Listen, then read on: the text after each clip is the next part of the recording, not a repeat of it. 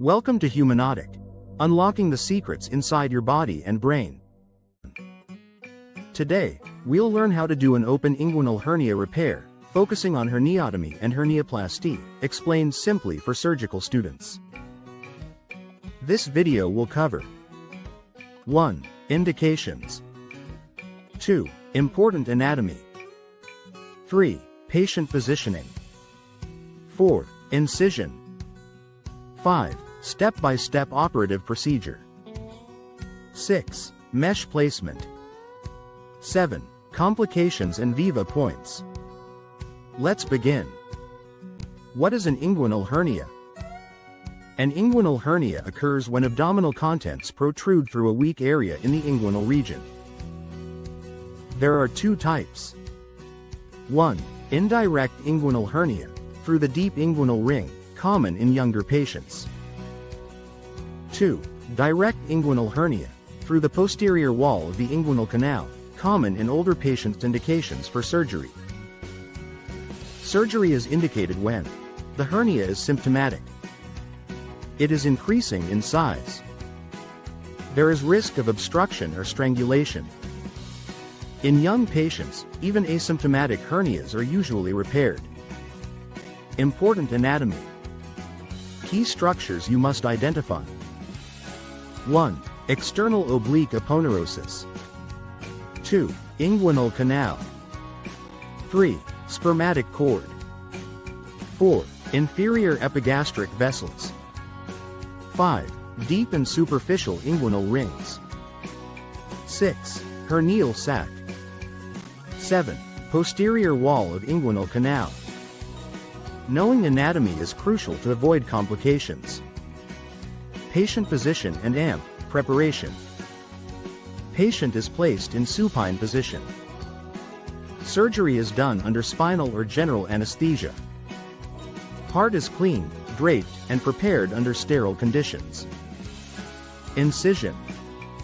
A skin crease incision is made about 2 centimeters above and parallel to the inguinal ligament. Dissection is carried down to expose the external oblique aponeurosis. Opening the inguinal canal. External oblique aponeurosis is incised. The spermatic cord is identified and mobilized.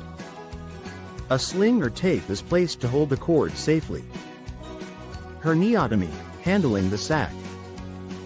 For indirect hernia, the hernial sac is carefully separated from the cord structures.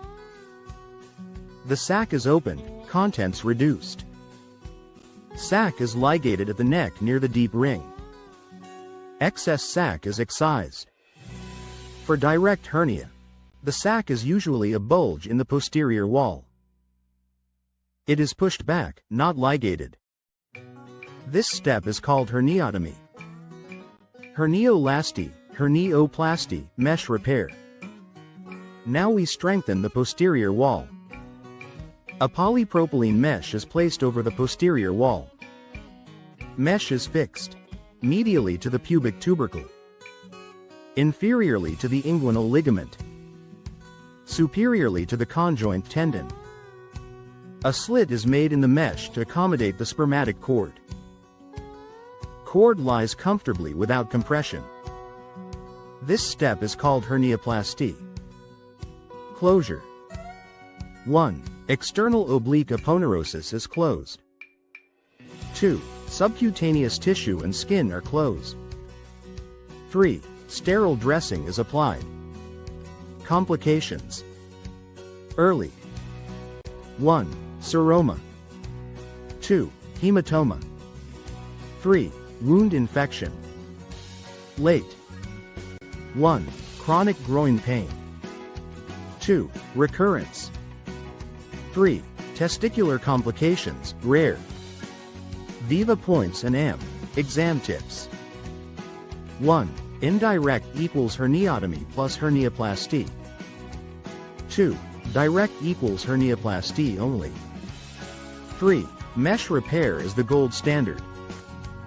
4. Always identify and protect cord structures. 5. No boundaries of inguinal canal. That's the Open Inguinal Hernia Repair. If you found this helpful, like and subscribe to Humanata.